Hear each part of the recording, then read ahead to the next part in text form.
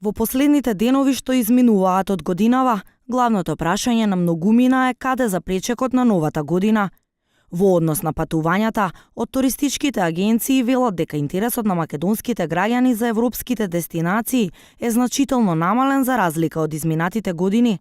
Сепак новогодишните прослави во градовите од соседството оваа година се најпривлечни за македонците, но не заостануваат ниту прославите во европските метрополи, како Букурешт, Будимпешта, Венеција и Париз. Цените на аранжманите не се многу поразлични во однос на лани. Така пакетите што ги нудат туристичките агенции за 4 дена со автобус се движат од околу 90 евра во српската престолнина и Нови Сад.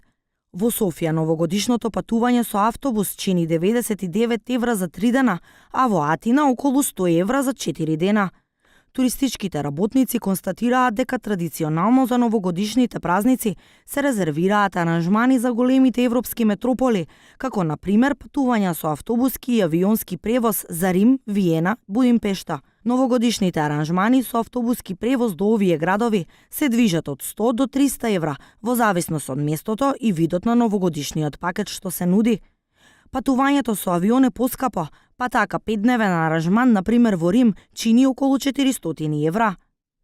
Но од туристичките агенции во земјава велат дека за жал македонските граѓани не можат да си дозволат пречесто да патуваат, иако оттаму додаваат дека не значи дека далечните патувања секогаш се премногу скапи. Додаваат дека за Дубај може да се најдат аранжмани и за 500 евра по лице, и тоа со авионски билет и 4 ноќевања.